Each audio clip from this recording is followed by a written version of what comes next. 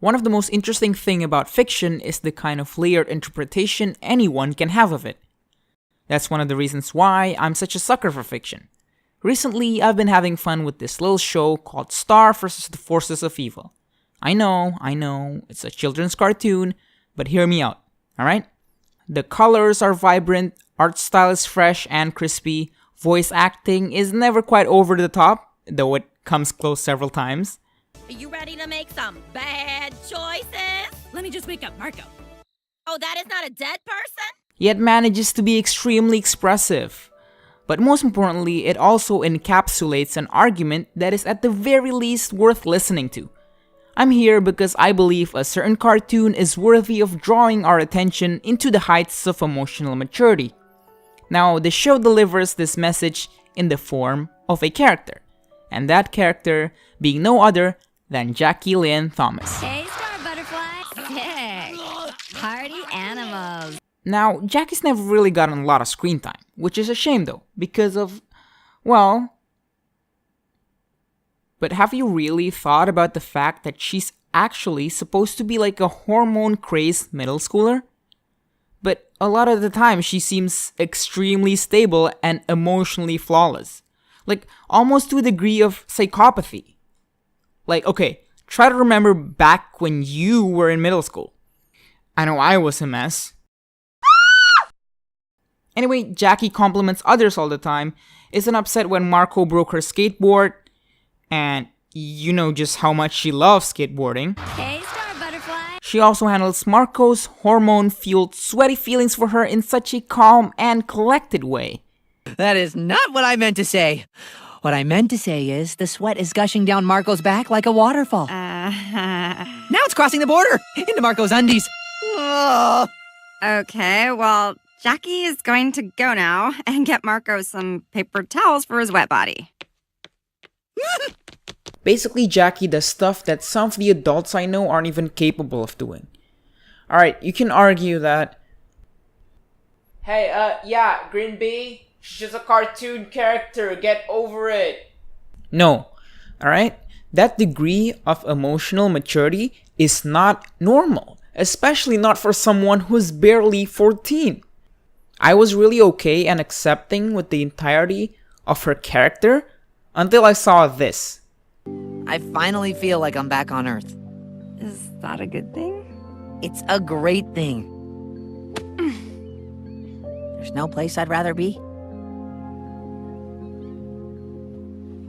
Take off your shirt. Huh? What? Just do it. But now, why? It's just a... Huh. What? How did that get in there? Let's talk. Okay, I know this looks bad, but I'm fine. I can take it off anytime I want. Look, today was awesome, and it's really sweet that you're trying, but if you're forcing yourself to stay in Echo Creek just so I'll be happy, then we'll both end up miserable. You do see that, right? So I figure now's a good time to give you an out. I want to make this work. You're my best friend, Jackie. Oh, Marco. We both know that's not true. Stay amazing, okay?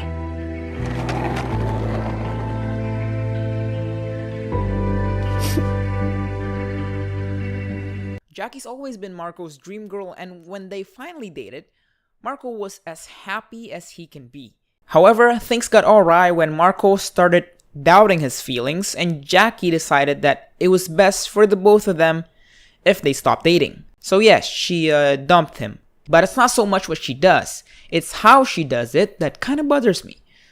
When have you seen or had a breakup like that? One without malice, or fighting, or other form of toxicity? It might not seem much to you, but to my untrained, unqualified, self-proclaimed psychologist's eyes, you can make a strong case out of it. In order to understand the scene better, and why it's so important to Jackie's entire personality, however, we better take a look at some of Jackie's base characteristics. Number 1. She always, and I do mean always, compliments others.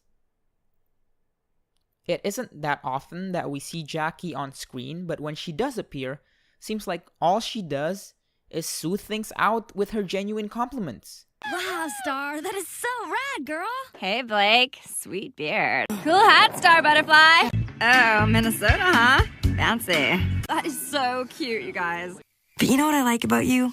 Is that even after a humiliating, crushing defeat, you just pick yourself right back up and you hop right back on. Kind of like skateboarding. This might seem insignificant, but really what Jackie's doing here is applying her ripe, developed, perfectly plump. FBI, open up! I mean her, Gemeinschaftsgefühl. Yeah, that. So, Gemeinschaftsgefühl. is a German word coined by Austrian founder of the School of Individual Psychology, Alfred Adler. Now, Adler mentions that all individuals strive for either personal superiority or they're striving for success. Now, these don't necessarily mean what they seem to mean, because these psychologists can get tricky sometimes, making out their own definitions of words that at times deliberately violate linguistic boundaries. Know what I'm saying? So keep that in mind anytime you hear a seemingly normal term in a psychology theory. According to Adler, people who strive for personal superiority are deemed psychologically unhealthy because they go after their objectives in life without regards or concerns for others. Their goals are usually very self-absorbed, and most of the time they have these goals to make up for feelings of inferiority that they possess within themselves. On the other hand, individuals who are striving for success are those who value personal as well as communal growth. They are able to encourage others to grow as well as showing concern for goals other than one's own goal. These people feel a sense of oneness with humankind as a whole, and they possess considerable social interests. Or in this case, Gemeinschaftsgefühl. yes, that. Thank you. Individuals that have strong Gemeinschaftsgefühl. within them care not just for their personal goals, but to society's advancement as a community. Now that might sound quite heavy, but really its manifestation can be something as simple as telling a friend of yours that you genuinely like his new shirt that he got from Walmart. This very easily explains why Jackie is always seen spewing out words of encouragement and just all around being a mood booster for everybody. Dance with me, dear! Jackie's Gemeinschaftsgefühl. carries her around as she gains the ultimate feeling of oneness with her community, ultimately contributing to each person's personal growth. Number 2. The main thing that baffles me when I first saw this scene. Look, today was awesome, and it's really sweet that you're trying, but if you're forcing yourself to stay in Echo Creek just so I'll be happy, then we'll both end up miserable. You do see that, right? Was how well Jackie is able to handle that much emotional problem very well. So to provide context of this scene, this is what went down. Marco just got back on Earth after spending a considerable amount of time in another dimension called Muni. He was having a hard time adjusting back to life on Earth and was making everyone around him uncomfortable because of his constant talk about Muni this and Muni that. Muni. It's pronounced Muni. Marco, I'm just trying to help. And I'm just trying to help you properly say Muni. This isn't Muni, Marco! No, this isn't Muni! No, on Muni this actually happened. They made me a knight! Where did Ferguson and Alfonso go? They left. What? Why? Oh, they just get annoyed when you talk about Muni all the time. It's no big deal. Now Jackie was no exception, as she was also neglected due to Marco's obsession with Muni. But it kind of feels like you went to Muni and you never really came back. I'm not trying to make you feel bad, but you haven't even asked about my summer. You've just been talking about yours. Despite all this, though, Jackie has remained thoroughly chill about it up until the point where Marco eventually realized that he's been such an ass and told Jackie that he would take her out on an ultimate date. I'm done with Muni. See? No cape. I'm back, and I'm here for you. Jackie got pretty happy about it, but then it turns out that Marco was still wearing the Muni cape, the entire time, signifying that Marco never really got over Muni in the first place. What? How did that get in there? Now, I don't know about you, but to 13-year-olds, relationships are their entire world. Adolescence is when your world is literally made out of petty social standings and heartbreaks woven together. Despite all this, though, Jackie remained calm throughout the process and was able to respect Marco, herself, and the relationship itself to a very mature degree. We will get back to this 14-year-olds and their relationship later, but for now, Jackie's actions actually stem from her needs of what German-born American philosopher Erich Fromm called relatedness. Fromm believed that humans are essentially separated from nature because of the advancing of civilizations and industries in society. We are in essence lonely beings that are desperate to become one with nature after we are put far away from it. Normally, as biological beings, humans have the basic physiological needs such as hunger and sex. I need them, you need them, my cat needs them, your neighbor's dog needs them, we all do. But what differentiates us from mere animals is our capability of reasoning, manifesting in the form of existential needs that only us humans possess. One of these needs that Fromm brought up was the need for relatedness, the need for union with another. Now, if you're like me and you don't have many friends and you often contemplate as to why you don't have any after locking yourself up in your room for 3 days straight only feeding off of dopamine produced by consuming hours and hours of YouTube content, that's probably your need for relatedness protesting for not being catered to. Us human beings are social creatures, and despite how highly we think of ourselves, there's always that part of us that longs for the company of others. And of course, Jackie here is no exception. Always complimenting others, being super chill to everyone, knowing all the things Naysaya told her about Marco. Oh, this is the Jackie and Marco practiced asking out in the mirror. Oh, Marco even pretend kissed you with his own reflection. But I'd still like to ask... Marco hasn't taken a bath since he saw that shark movie. Oh, and Marco wears... I wear ballet shoes around the house. And he never held hands. I never held hands with a girl. So I practiced with Ferguson. And I always sit when I go to the bathroom. What? Come on, there's ladies in the house. I cry when it rains. I still got my whoopee, and his name is Esteban. Until last week, I thought that the state of mind was between Nebraska and Kansas. I'm a straight A student, and I've still got no idea how to do long division. Go ahead, someone yell out a division. 724 divided by 37. I got no idea. Get a calculator! Yes, but Marco also... I filled a notebook with my first name and your last name, because I couldn't decide which looked better, Marco Diaz Lynn Thomas or Marco Lynn Thomas Diaz. Oh, yeah, and another thing, I kept this drawing you made of the moon. I pulled it out of the trash in art class. That's supposed to be a watermelon. Oh, really? Looks like a moon. So there it is, Jackie Lynn. That's it. It's all my insecurities. You know everything now. Yet still willing to give him a chance might as well be Jackie's own way of fulfilling her needs for relatedness. Fromm broke down 3 ways in which someone can fulfill this particular type of need: submission, power, and love. Submissive people try to relate to the world by feeding off of people stronger than them. By doing this, they feel like they're part of something bigger, and therefore isn't lonely anymore. On the contrary, power seekers actually feed off of submissive people because it inflates their ego and satisfies their needs for powers. Now this creates a certain symbiotic that on first glance seems advantageous to both, but is actually a form of toxic relationship.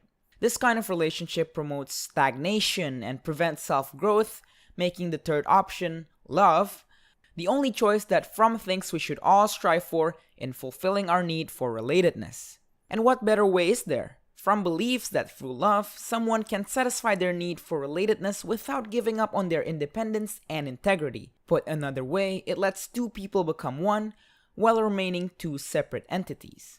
Jackie respects herself and Marco enough that when she saw Marco still wearing that cape of his during their date, she knew exactly what she had to do.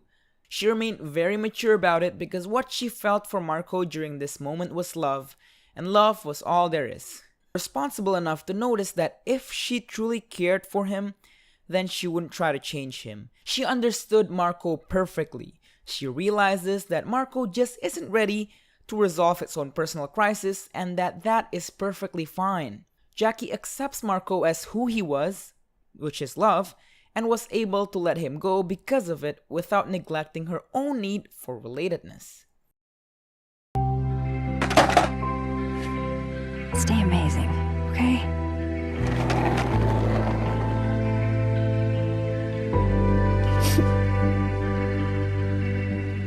Now, I've stated several times that Jackie being a teenager just makes it a lot less likely for her to be that mature. After all, 14-year-olds I know either talk shit about each other all the time, or they're too busy letting you know that they're on overly friendly terms with your mother. However, Jackie being a teenager might just be what enabled her to achieve what she achieved in the first place. You see, developmental psychologist Erik Erikson stated that people go through certain stages in life as they grow older. Now, in each of these stages, Erikson elaborated what he calls psychosocial crisis. What he meant by this is in each stage of development, early childhood, late childhood, adolescence, there are two main themes that kind of fight each other for dominance. Now, the main themes of adolescence are identity crisis versus identity confusion. If the stage goes well, that is, the child is developing healthily in a healthy environment, both physical and mental wise, it will then develop what Erikson calls the basic strength of each stage. For adolescent stage, that strength is fidelity, which practically means faith in one's own belief system as well as their environments. Know what you believe and why you believe it. This applies very well to Jackie as shown when she dumps Marco without malice whatsoever. A very calculated yet heartwarming move can only be achieved by someone that possesses a certain degree of fidelity. Jackie has faith in herself, Jackie has faith in what she believes in, and most importantly, Jackie has faith in Marco. Yeah, well, I don't know how to skateboard. What? No, I never. What are you doing? Whoa, you just keep that down there? So where am I going with this? You could dismiss this entire video as me overthinking several scenes meant to entertain children and fanatic Tumblrites fantasies. You know, now that I think of it, that's probably the case. However, wishful thinking me begs to differ. I would argue that Jackie Lynn Thomas is an ideal role model for 14-year-olds out there. She's tough, she's chill, and when the going gets rough physically and emotionally, she knows how to handle it. She cares about her own well-being as well as the well-being of others. I'm aware of her role, seemingly only that of Marco's love interest, yet everything that I just said proves that there's so much more to the character, or at least so much more to explore. We'll see what further seasons bring, and I certainly hope they touch upon more aspects of Jackie Lynn and give her character what she desperately needs in order to make her feel more authentic. Flaws. Cause seriously though, no human being can be that perfect. Green Bay? She's a cartoon character. But that was my take on Jackie Lynn Thomas. What do you think? Agree? Disagree? Couldn't care less cause you didn't even watch the show? Whatever it is, comment below cause I'd love to know. And if you enjoy your time with me, don't forget to give this video a like or even a thumbs down if you feel like I just wasted your time. Yeah, I'm fair like that. By the way, my avatar was done by my very good friend Riff on Instagram. Go follow him, his art is super great, and if you do, don't forget to go flood his inbox telling him I sent you. This has been Greenbee. Subscribe for more needlessly convoluted analysis that is merely based on overthinking into the psyche of a fictional character. See you when I see you. Gemeinschaftsgefühl.